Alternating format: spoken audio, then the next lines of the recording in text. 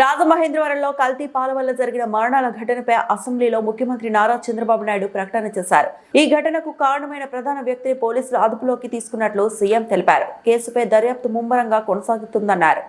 పాల నమూనాలను సేకరించి పరీక్షల కోసం ప్రయోగశాలలకు పంపినట్లు వెల్లడించారు. మృతుల కుటుంబాలకు ప్రభుత్వం నుంచి ఒక్కొక్కరికి 10 లక్షల చొప్పున ఆర్థిక సాయం ప్రకటిస్తున్నట్లు ముఖ్యమంత్రి తెలిపారు. బాధిత కుటుంబాలకు అన్ని విధాలా అండగా ఉంటామని హామీ ఇచ్చారు. కడుపు నొప్పి, మూత్ర నిలిచిపోవడం, డయాలసిస్ సమస్యతో పేషెంట్లు వచ్చారు. వీళ్ళందరూ కూడా లాలాచెరు ప్రాంతంలోని చౌడేశ్వర్ నగర్, స్వరూప్ నగర్కి చెందినవారు. క్లినికల్ పరీక్షల్లో రక్తంలో యూరియా మరియు సీరం కెరియాటిన్ స్థాయిలు పెరిగినట్లు గమనించారు.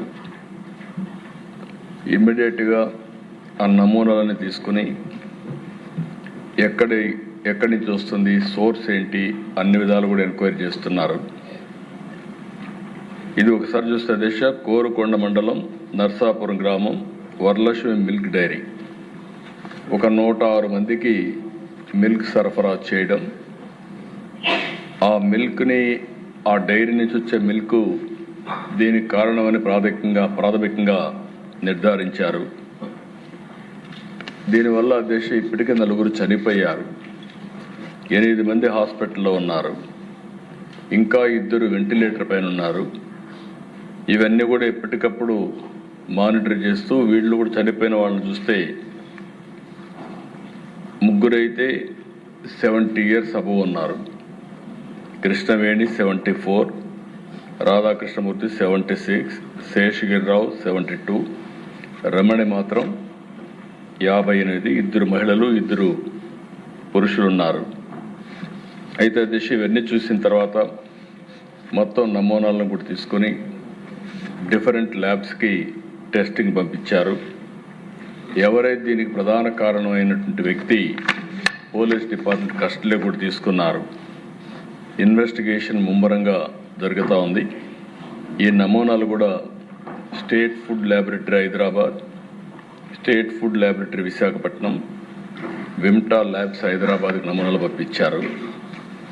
కేసు కూడా ఎవరైతే మృతురాలు తాడి కృష్ణవేణి కుమారుడు సీతారామయ్య ఇచ్చారు, దాన్ని ఆధారంగా చేసుకుని 194 సెక్షన్ కింద బిఎన్ఎస్ఎస్ కింద సెక్షన్ 174 సిఆర్పిసి కింద కేసు కూడా బుక్ చేశారు.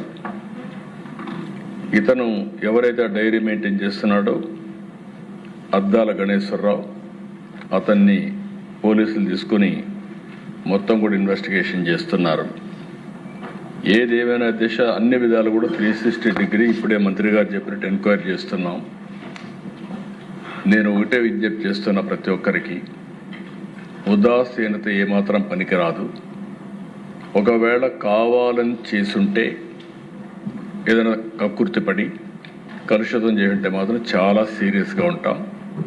ఒకవేళ ఏం జరిగిందో మొత్తం ఎస్టాబ్లిష్ చేసి దోషులపైన కఠినమైన చర్య తీసుకుంటాం.